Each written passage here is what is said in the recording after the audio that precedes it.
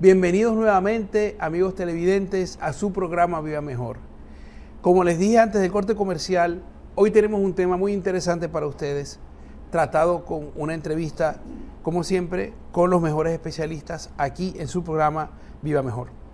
Vamos a hablar de un tema que es bastante conocido, poco controvertido, pero también poco atacado, y es uno de los problemas de salud que más pasan desapercibidos o que le damos largas y le vamos dando poca, quizás menos importancia que la que se debe, y muchos sufrimos las consecuencias después en la adolescencia, en la adultez, en la vejez. Estoy hablando de la obesidad infantil, que es uno de los problemas más graves del mundo, ¿ok? Y que cada vez ataca a más personas en cualquier tipo de población. Antes, en los años 80, 90, era considerado un problema de primer mundo. Incluso en los 2000, nosotros veíamos la obesidad infantil como un problema en cuanto a comunidad de países desarrollados, y resulta que no, que en todos los países del mundo es un problema grave de salud, y en países como el nuestro, que no es tan común ver obesidad mórbida, pues creemos que es un problema que nos llega lejos, pero está muy cerca. Y para eso tenemos con nosotros hoy al doctor Ángel Rodríguez. Ángel, bienvenido.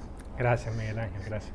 Bienvenido. Como ustedes saben, Ángel ha estado aquí en algún programa anterior. Él es pediatra y es intensivista pediatra, y también es especialista en este tipo de temas como la obesidad infantil. Y por eso lo hemos traído aquí con nosotros. Ángel, ¿qué es la obesidad?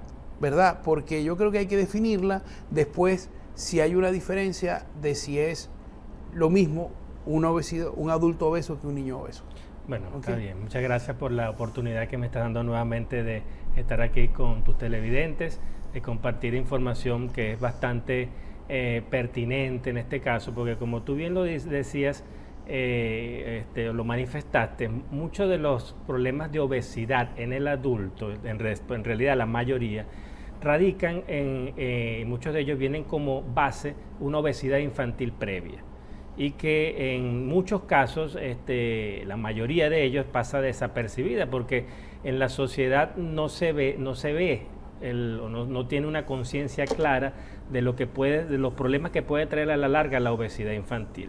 Entonces, basándonos en esto, la importancia de poder conocer o hacer el diagnóstico de la obesidad infantil radica una principal importancia en poder hacer la prevención justamente en el adulto, en el problema del adulto. De hecho, las manifestaciones que se dan desde el punto de vista clínico no se dan precisamente en la parte infantil, y por eso se deja pasar, pero el problema es cuando llega a la adultez, ¿okay? Aunque hay ciertas cosas que vamos a tocar durante la conversación que tienen que ver con problemas propios del niño, ¿okay? Y que en principio van a tener una repercusión que puede ser en el momento y de forma después tardía. Entonces, para definir la obesidad en rango general en el niño se utilizan las tablas de crecimiento y desarrollo, que es lo que hacemos los pediatras generalmente en las consultas de control de niños sanos.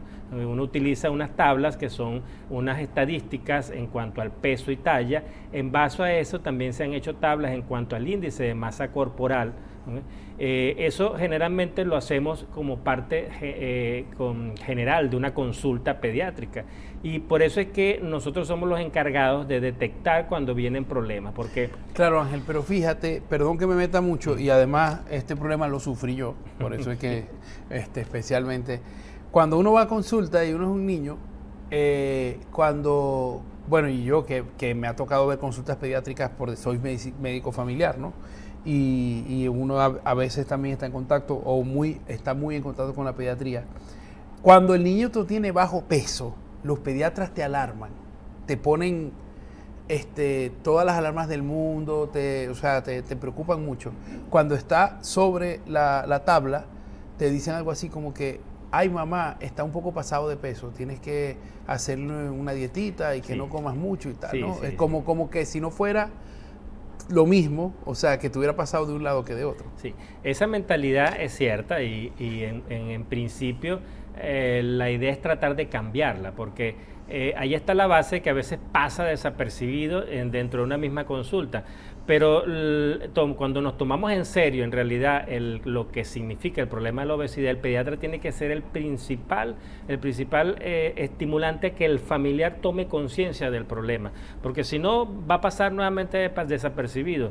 Fíjate, cuando uno va a la consulta, uno mide lo que es el índice de masa corporal, que es el peso entre la talla al cuadrado. Exacto. Es algo muy sencillo de calcular y para eso existen unas tablas. Todos los niños que estén por encima del percentil 85 a 95 sufren de sobrepeso. Por encima de 95 ya hablamos de obesidad. Y por encima de 99 estamos hablando de obesidad mórbida. Entonces, al pediatra tener ese dato en la consulta, tiene que enseguida prender las alarmas y empezar a hacer una serie de estudios tratando de ubicar primero la causa. Porque lo que sí es que tenemos que poner en contexto algo. La obesidad infantil, dentro del punto de vista estadístico, no es tan frecuente en algunas zonas, otras más, unos países más que otras. Por eso es que hay que tratar de ver si en realidad se debe a algo desde el punto de vista nutricional, o es algo genético, o es algo que tiene que ver con alguna afectación de tipo metabólica o una enfermedad preexistente. Eso es lo primero que hay que tratar de hacer el diagnóstico. Por eso es que un sobrepeso o un grado de obesidad, que le hagamos el diagnóstico en su momento, tenemos que hacerle un seguimiento, tenemos que hacerle un estudio, no podemos dejarlo pasar. De hecho, la idea es tratar de darle a entender a los familiares que existe una prevalencia importante. Aquí en República Dominicana se hizo un trabajo en el 2019, exactamente, que publicaron en los resultados, donde hablan de un 13.5% de obesidad infantil, que eso desde el punto de vista estadístico es bien alto, porque pareciera que no hubiese obesidad en la parte de infante, pero sí la hay. Claro, en relación a países desarrollados es mucho menor. Por ejemplo, en Estados Unidos alcanza casi el 40%, en México el 34%. Entonces, desde el punto de vista estadístico pareciera que fuera menor acá, pero eso no deja de ser un problema de salud, porque eso va a repercutir a futuro. Y la mayoría de los trastornos que trae como consecuencia a largo plazo los problemas de obesidad son problemas que conllevan sobre todo al Estado y a la parte de lo que son garantes de la salud, unas repercusiones mucho mayores, porque al final van a tener que controlar más pacientes hipertensos, van a tener que controlar más pacientes con infartos al miocardio, van a tener que controlar más pacientes diabéticos tipo 2, que a grandes rasgos son enfermedades de control a largo plazo y que traen como consecuencia desde el punto de vista económico muchos problemas para la sociedad.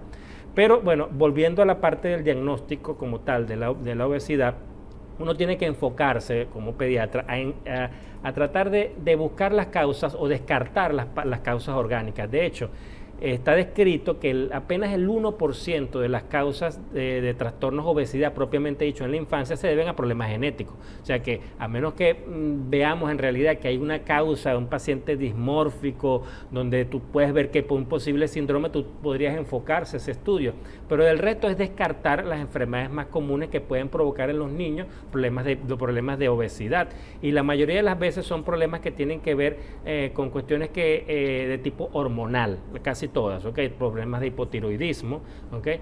Pero hay niños que tienen problemas de síndromes metabólicos o problemas de resistencia a la insulina, y que se puede ver en los niños. De hecho, se está descrito en la misma patología que en el adulto en cuanto a la parte del síndrome metabólico, hiperglicemia, resistencia a la insulina, problemas de hipertensión arterial, y lo hace el niño sin necesidad de tener como tal unos hábitos alimentarios fuera de lo habitual. Ahora, la mayoría de las veces se debe a trastornos nutricionales, y en esos trastornos nutricionales es donde el médico, tanto el médico general, el médico de familia, como el mismo pediatra, puede influenciar, porque ya cuando tenemos una patología asociada como la que te he dicho, ya que hay que canalizar al paciente hacia otro subespecialista, en este caso un endocrinólogo, un nutricionista, para tratar de manejarlo en conjunto y que se pueda llegar primero a tratar la causa para después evitar justamente o tratar de disminuir el problema de obesidad.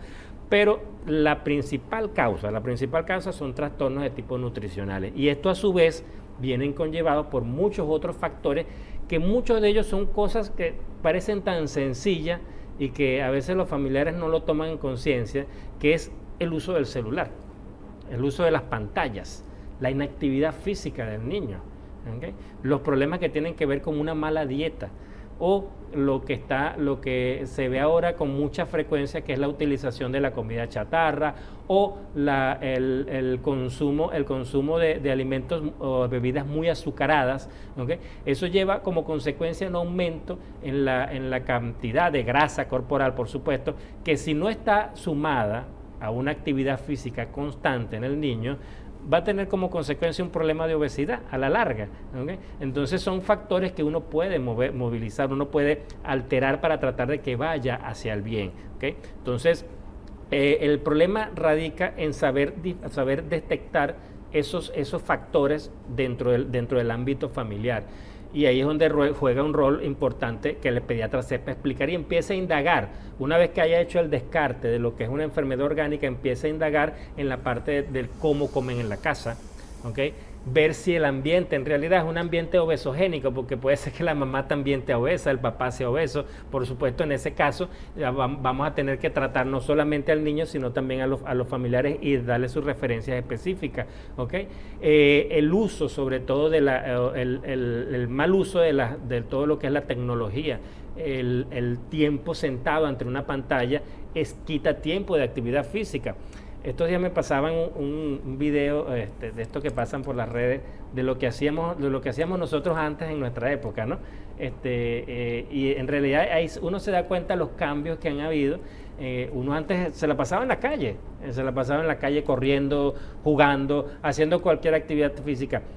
Y eran contados en el sector donde uno vivía los obesos, los niños obesos, ya uno lo tenía contado. Actualmente no es así. Actualmente ni siquiera los ves saliendo de la casa, por lo tanto no puedes ni contarlos, porque están metidos en el celular, metidos en la computadora, no haciendo ningún tipo de actividad física, y eso conlleva a la larga a traer ese problema de la obesidad. Entonces, sabiendo identificar los factores es donde tenemos que hacer hincapié para tratar de colocarlos con los correctivos o los tratamientos específicos, ¿okay? A veces uno piensa, no, pero es que el tratamiento de la obesidad se va a hacer, vamos a mandarle medicamentos, si hay que hacer algún tipo de cirugía se le hace, pero es que en los niños no es lo indicado. Si el trastorno es por tipo nutricional, lo primero que hay que tratar de hacer es una buena dieta, ¿okay? Entonces mira, bueno, pero es que el problema de obesidad da en los niños que pueden comer de todo, y se da más que todo en países industrializados, porque no hace mucho, inclusive antes de entrar, nos comentaba uno por aquí, las personas que están, que es muy común que las familiares vean en el niño obeso como algo normal, como algo que define la salud, ¿okay? Cuando no es así, desde el punto de vista fisiológico y fisiopatológico, eso va a traer consecuencias a largo plazo. O sea, tú estás diciendo la costumbre que hay de cuando uno ve a un niñito gordito, exacto, eso es un niñito bello, todo el mundo lo quiere cargar. Eso puede ser que dentro de la contexto, por eso es que ahí radica la base principal de detectar en cuanto a la consulta, peso y talla, porque tú puedes tener un niño muy alto y tener un peso por encima de lo normal, pero es normal porque tiene un índice de masa corporal que está adecuado en base a la talla. Pero si es un niño que tiene un índice de masa corporal que está, o una talla baja con un índice de masa corporal muy alto, entonces ahí sí puede haber problemas, porque va a salir de la estadística y se va a catalogar o se va a diagnosticar con un problema de obesidad. Pero lo que voy es que la mayoría del pensamiento y eso pasa mucho en los países latinos, en donde como el nuestro, y que se conoce justamente o se cree que la obesidad en los niños es algo bueno, ¿okay? Cuando no lo es. ¿Por qué? Porque puede ser reflejo de la obesidad de un niño en un país como el nuestro, ¿okay? Que no está comiendo bien, porque no hay para consumir proteínas dentro de la casa, y entonces se le da más harinas, se le dan cosas azucaradas, porque no hay para comprar una fruta. Entonces eso también radica en lo que es la concepción del tipo de alimentación que tiene la gente. Claro, ¿okay? Y eso, digámoslo así, esto es una opinión mía, ¿no? Pero eso antes no era un problema tan grave, sí era un problema grave, pero no tan grave, porque había patio, porque había juegos, exacto, porque había, pero entonces además entonces cuando una familia tenía problemas y comía mucho espagueti o comía mucho pan, porque se puede dar, porque la familia, eso es lo barato, ¿no? lo compensabas con la actividad lo física. compensabas con actividad física, pero el problema es que actualmente no es así, ha disminuido muchísimo la cantidad de niños que hacen deporte, la cantidad de niños que buscan hacer algún tipo de actividad, porque fíjate, la orientación que uno debe dar a los padres, porque a veces no les queda tiempo de meterlos en el fútbol, de buscar algo que les ayude desde el punto de vista práctico a hacer un deporte, pero sí que haga actividad física en general. Un niño con que tú lo dejes salir un patio, empieza a buscar, empieza a indagar, caminar, recoger unas hojas, hacer cualquier cosa durante el día que no sea metido en el aparato, ¿okay? en el celular o en la computadora, en las redes, viendo la televisión. Una cosa que es catastrófica es colocar a un niño a comer viendo la televisión. Un niño a comer viendo la televisión va a comer rápido, a veces ni siquiera mide qué es lo que está comiendo porque está pendiente del programa, porque está pendiente que va a jugar en la laptop. Eso es grave.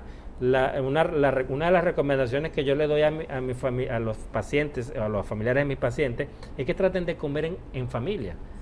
Nada más con ese simple hábito de comer en familia ya uno puede medir qué es lo que come. Además de que vas hablando de conversar, ¿no? Comes con lentitud, puedes hacer una buena digestión en cuanto a la parte del bolo alimenticio, hacer todo lo que tiene que hacer el proceso de digestión como tiene que ser sentados en familia, ¿okay? Claro. Y nada más con ese simple hábito, tratar de controlar el tiempo a los niños en cuanto al manejo de las redes sociales o los aparatos electrónicos, sacarlos a que hagan algún tipo de actividad sin necesidad que sea un deporte específicamente nombrado, porque esto les va a traer, primero, que van a quemar mucha energía, ¿okay? Segundo, que van a tratar de comer bien, que es lo que se quiere. ¿Por qué? Porque a la larga hay factores, hay cosas que lo pueden afectar, porque puede ser que sea un niño gordito toda su vida y pasa y llega a la adultez, okay, como un adulto puede tener estos problemas, pero de niño también pueden tener problemas.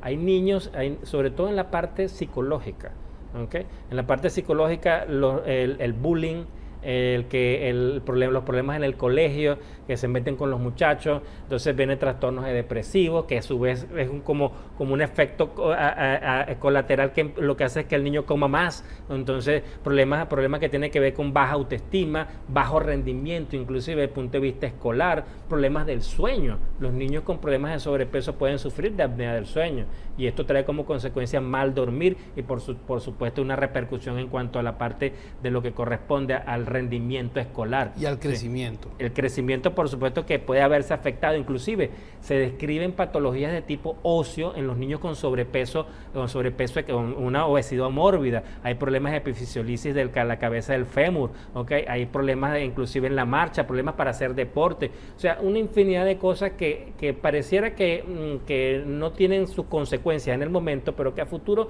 van a crear hombres y mujeres desdichados, con problemas de autoestima. Entonces hay que evitarlo. La idea es tratar de evitarlo. ¿Cómo tratar de evitarlo? Justamente, primero tratando de hacer un diagnóstico preciso, ¿okay? No pasándolo como tú me dijiste al principio, que eso puede pasar, ¿okay? Que el pediatra no lo tome en consideración de inicio, pero sí que tratar de orientar, porque una de las cosas que uno a veces, porque a mí me ha pasado en la consulta, es que yo tengo un paciente con sobrepeso. Sobrepeso no es obesidad, pero es la puerta de entrada para la obesidad. Entonces a veces uno se duerme en los laureles y ese sobrepeso, bueno, vamos a ver cómo está el próximo control, y a veces se nos escapan de la consulta y se van por otro sitio, y ese niño de sobrepeso pasa a obesidad, claro. Y de allí uno no toma el correctivo preciso en ese momento, ¿ves?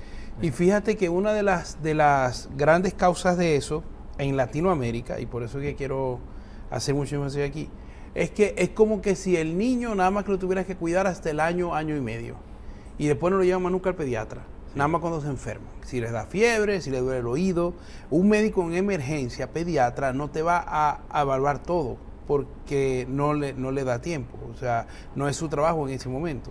Es cierto, o sea, la idea del control de niños sanos es justamente que se haga periódico, se haga consecutivo, tratar de que sea siempre con la misma persona, para que conozca al paciente, vea cómo va creciendo, es para justamente poner los correctivos en su momento preciso. Y de estos correctivos en la infancia hay muchísimos que uno puede írsela ingeniando. Y el deporte, por supuesto, que es la panacea de todo esto, porque claro, un niño que hace deporte en principio disminuye la tendencia a la obesidad, así tenga factores genéticos y así tenga factores ambientales que pueden influir en la obesidad. Si él hace deporte, no va a ser obeso, ¿okay? Porque el hacer deporte quema muchísimas calorías, ¿okay? Entonces, en eso entra en juego el fútbol, la natación, sobre todo, que yo no he visto todavía un niño que haga natación que sea obeso como puede ser un poco de sobrepeso, pero que haga obesidad como tal, porque es que en principio les cuesta mucho hasta meterse en una piscina. Entonces, eso hay que tratar de buscar, que hagan su deporte específico, y si los familiares tienen su chance, que hagan la mayoría de cosas posibles durante el día para que se mantengan activos, pues. ¿Okay? Claro. Ahora, Ángel, una pregunta experiencial. ¿Qué hacer con los niños que siempre quieren comida? Que los chiquiticos, de menos de un año y medio, okay, que constantemente quieren comer, ¿no? La clave del crecimiento es poder alimentarse. Y el niño generalmente come mucho. Okay. Y come. Y va a ser, porque el niño que no coma, entonces es difícil que obtenga un crecimiento adecuado. O sea, la función, y sobre todo los niños menores de un año, la función de ellos es comer, dormir y molestar a los papás para que no hagan otra cosa, pero esa es la función de ellos, y uno no puede negarle los alimentos. Entonces, en ese caso, lo que es que orientar bien la alimentación. Fíjate que ahora que me tocas el punto, hay una relación directa entre la aparición de la obesidad infantil a temprana edad, estamos hablando de meses del niño, con la pérdida o la disminución de la lactancia materna en la madre.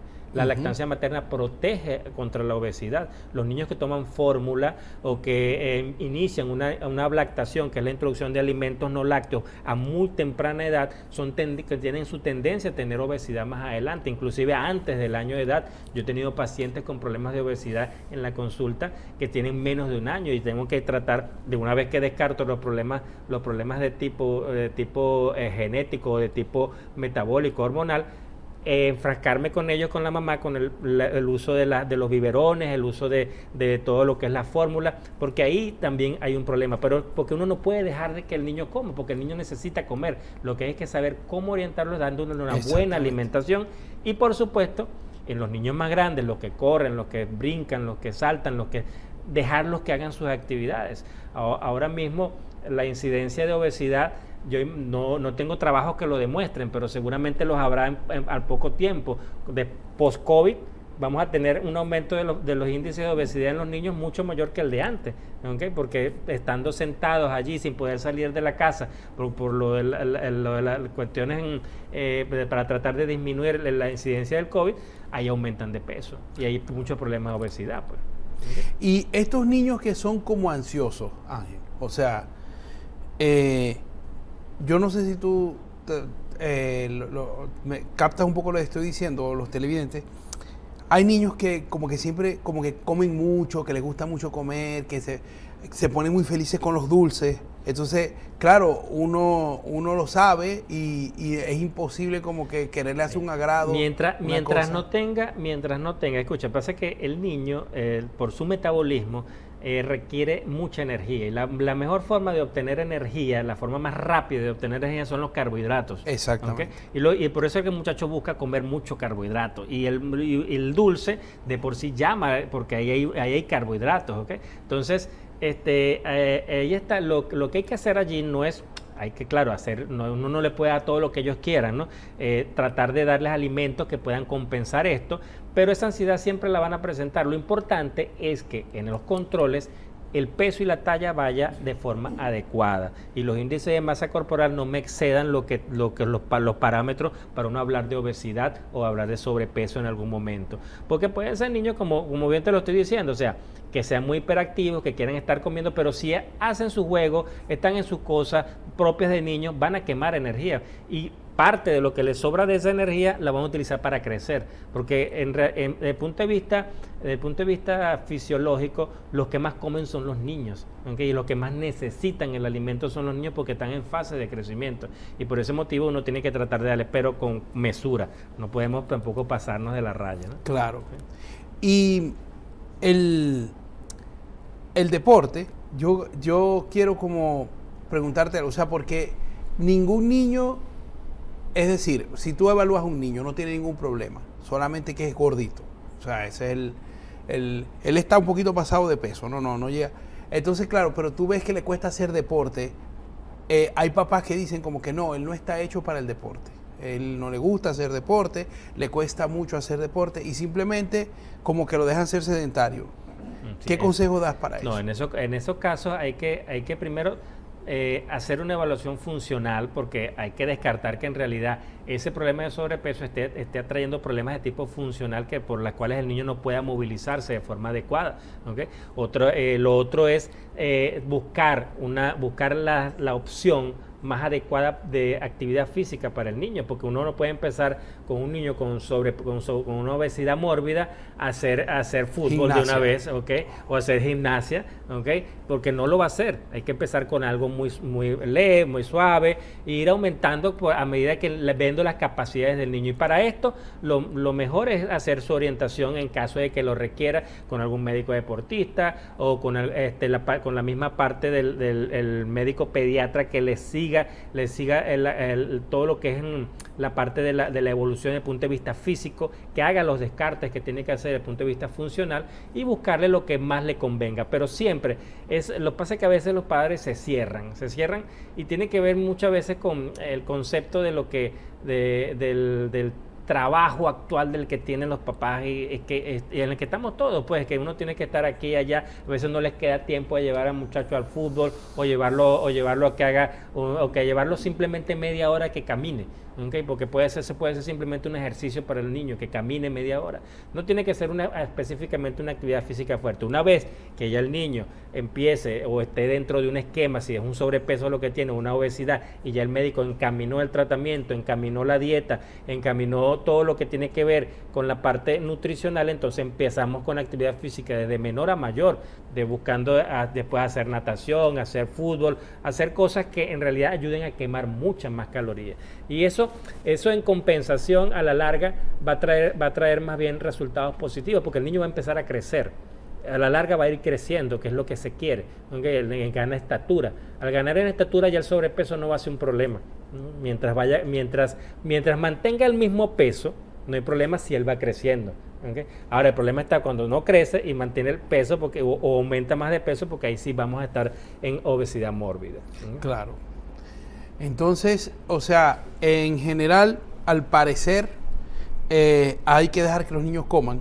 Sí, que coman sano. Que coman sano. Entonces, o sea, pero creo que los niños tienen una dieta distinta a la de los adultos, me parece, ¿no? Uh-huh. ¿Cómo es una dieta de un niño? Por ejemplo, no estoy hablando de un niño pequeño que lacta, uh-huh, sino de un niño, por ejemplo, de 8 a 10 años en adelante. Sí. En principio, la dieta familiar tiene que ser la misma. Lo que cambian son las porciones. Okay. Las porciones varían. Uno generalmente trata como pediatra de que ya a los 2 años, después de los 2 años, ya el niño se incorpore a la dieta familiar.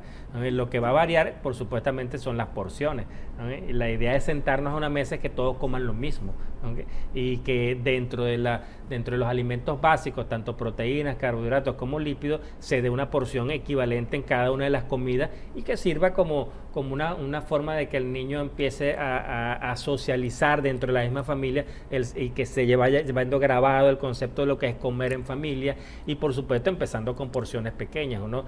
Pasa que a veces uno está acostumbrado a que mientras más come el muchacho es mejor, pero no, ellos tienen su capacidad y una capacidad gástrica que hay que tratar de ir controlando, porque si uno deja que coma todo, sí es verdad que podemos empezar con problemas en realidad más a la larga de sobrepeso. Ángel, ¿y los niños de mal comer pero que no tienen bajo peso? Bueno, ya ahí hay que investigar un problema de tipo hormonal, ¿okay? Porque hay patologías en las cuales el organismo empieza a guardar más grasa de lo habitual cuando tenés algún problema de tipo, sobre todo el hipotiroidismo, ¿okay? Es uno de los causantes de que el niño no coma bien y es gordo. ¿Okay? Claro, no, pero estoy diciendo al revés. Hay niñitos, no que son gordos, sino que comen poco y que los papás están siempre que coma más porque es el que menos come. Sobre todo, por ejemplo, en una familia de muchos hijos, o cuando se reúnen los vecinitos o los amiguitos, si tu hijo es el que menos come, tú te preocupas más. No, sí, eso es algo que es lógico. Entonces, pero si él tiene un peso adecuado, si está dentro de la tabla, pero come poco, no ya, importa. Ya te entendí, sí. No, en ese caso, siempre y cuando dentro del contexto del crecimiento y desarrollo esté normal, el que coma poco es algo ya intrínseco de la persona. Eso es lo que quiero. No hay problema, porque yo tengo pacientes que la mamá, justamente, ya te entendí la pregunta, porque justamente me abordan con ese concepto, que el mío no come. Entonces yo voy, vamos a pesar, muchachos, vamos a pesarlo, lo tallamos, lo llevamos a las tablas, mire, aquí está bien. Lo que él come es suficiente para mantener un metabolismo adecuado, está creciendo bien. No tenemos por qué compararlos con nosotros niños, porque el principal problema es la comparación. ¿No? Que si el otro come, entonces ¿por qué el mío no come? Pero lo que pasa es que el suyo come y come lo suficiente, y para lo que él es adecuado, porque es su metabolismo. Entonces no podemos, entonces ahí a veces las mamás regañan al niño, lo ponen a que coma más, lo obligan, entonces el muchacho más bien empieza a perder peso porque no quiere comer, ¿okay? Entonces vamos al otro extremo, que no es lo adecuado tampoco. Excelente, claro, porque el problema el problema sobre todo es que un papá no sabe cómo orientarse, porque cada niño es distinto. No hay una fórmula. Sí. Inclusive dentro de los mismos hermanos todos son distintos. ¿Okay? La forma de comer, los gustos, todo es distinto. Entonces uno tiene que, uno como padre, pues uno es padre, uno se gradúa en la profesión y después es que la estudia. ¿Okay? Entonces así es que pasa en esto. Entonces lo que es que tener una buena orientación, tener una mano amiga que lo lleve, le vaya enseñando cómo se tiene que dar todo, y dentro de eso está el pediatra y el médico de familia de cabecera que oriente todo este tipo de problemas que pueden darse tanto en la infancia como después a futuro, problemas de hipertensión, de diabetes, todo este tipo de cosas que a la larga van a tener los pacientes con obesidad infantil. Excelente. Oye, Ángel, la verdad es que es un tema apasionante porque se pueden evitar, y yo quiero recalcar, amigos televidentes, en evitar a futuro los problemas en la niñez. O sea, todo, la hipertensión, la diabetes, la hipercolesterolemia, la hipertrigliceridemia, todo eso está ligado a factores de la niñez. Cada vez está más comprobado, ¿ok?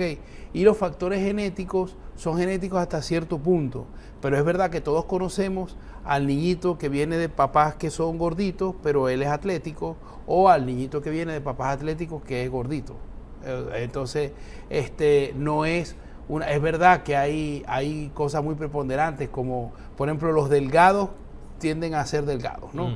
Y los que somos gorditos venimos de familia gorda. Mi papá era también pues, de sobrepeso, mi abuela, la mamá de mi papá era de sobrepeso. Bueno, eso es, pero mis hermanos no son así. Sí, porque son factores, hay muchos factores, y los factores, si uno puede modificar los factores, inclusive la parte genética a veces no se expresa, porque son otros factores que influyen también en la aparición de que esos genes se expresen desde el punto de vista fenotípico, y entonces solamente se quedan como algo genotípico. Pues. ¿Okay? Claro, exactamente.